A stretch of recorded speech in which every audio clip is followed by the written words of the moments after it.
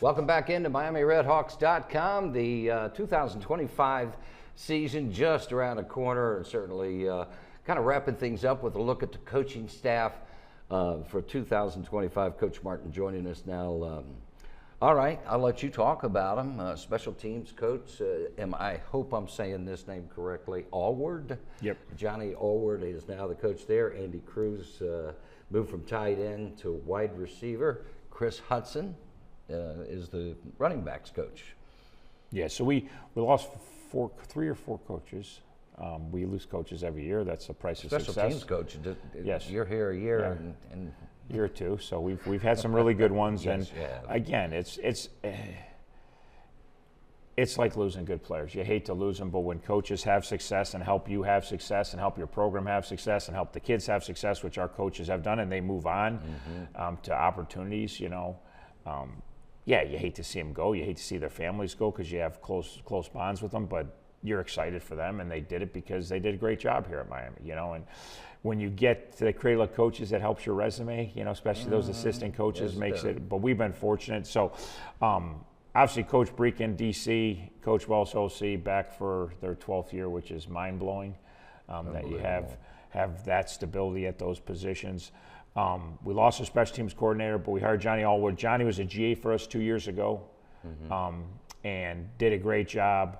Went on a year ago and moved on to full-time role, and then we hired him back to do the ST.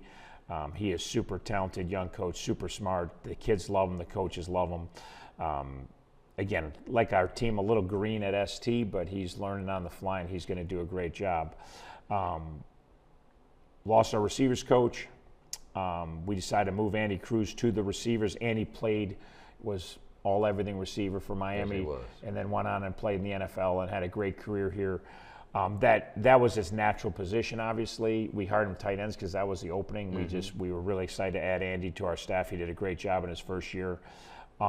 Moved him to Nashville, moved Coach Welsh back to tight ends where he had been for 9 of his, or 10 of his 11 years here. And then we hired Chris Hudson as our running backs coach. Chris had played. He was part of our first class here. Had the, horrific career-ending injury, and Chris has been through a lot, and then he GA'd for us, and so he's going to coach the running backs. You got Gus Ragland back as a quarterback coach going into his 3rd year back after he played for me for 5 years. His 3rd year back, so it's been 8 years in Miami football for him. And then obviously Coach Patton Anchor in the offensive line is back again. We're fortunate. So on the offensive side of the ball, 4 of the 5 assistant coaches play football at Miami, which is pretty amazing. Coach Patton, Coach Cruz, Coach Hudson, and Coach Ragland. The only one person is Coach Welsh, and he's been here 11 years. So we have some great continuity, great stability, unbelievable human beings, mentors. If you want to have your kid's son come play for a great human being, any spot on our offensive staff, those guys are amazing, as you know them very well. Yes. And it's pretty cool that 4 of the 5 played here. We have 2 GAs on offense, and Tarpey played here. So we've got 5 guys in the offensive room that are Miami football alums, which is pretty cool. Yeah, big time investment from all those folks either playing or being here a long time. Talk about Coach Breeken back, Coach Brown's back anchoring our D-line. Coach White's back. Coach White's going to take a bigger role. Coach Blanton left to go to the New Orleans Saints. Coach White's going to oversee the whole secondary, but he's still going to coach the corners. Zane Reese will be our safeties coach. Zane is also a Miami football alum. And he's going to do a tremendous job for us. And we hired another defense GA, Jeremiah Josephs, who's played football at Miami. He actually transferred out of here, but we got him back. So, but we're excited about Zane on defense.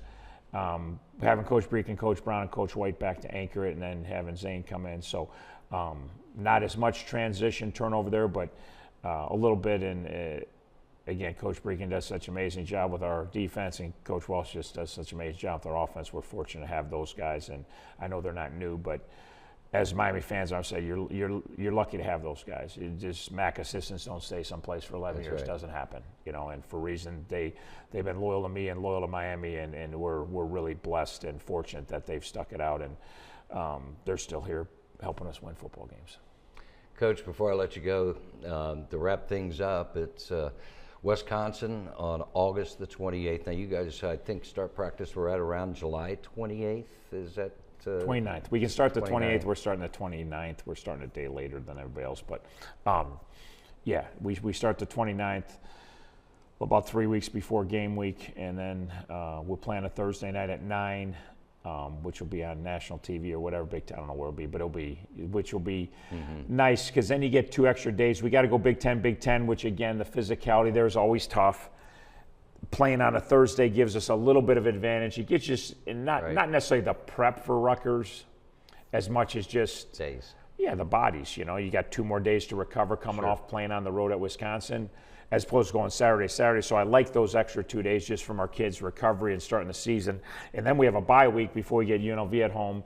And UNLV was one of the top G5 teams in the country, and their coach went on to Purdue, and they're paying big money for players, and they're going to have a talented roster. But we got them coming here, which is wonderful. Sure. And we got a bye week in front of that again to heal up from 2 Big Tens. You got 2 weeks to get ready to play physically and mentally, UNLV, and then you got Lindenwood at home. So we like our non-league schedule. You get into our league schedule, it's I'm not sure who we made mad, but like it's last year we had the juggernaut schedule. Like, there's other top teams in our league that didn't play certain people, One would be Western Michigan. They didn't have to play you, and they didn't have to play Ohio, and they didn't have to play, I'm trying to think, there was a third, Toledo. They didn't have to play Toledo. But again, this year, if you look at our schedule, we play, when the rankings come out, we'll play all the top teams, just like we did a year ago. So last year we had to play Bowling Green and Northern Illinois and OU and Toledo and all the top teams, and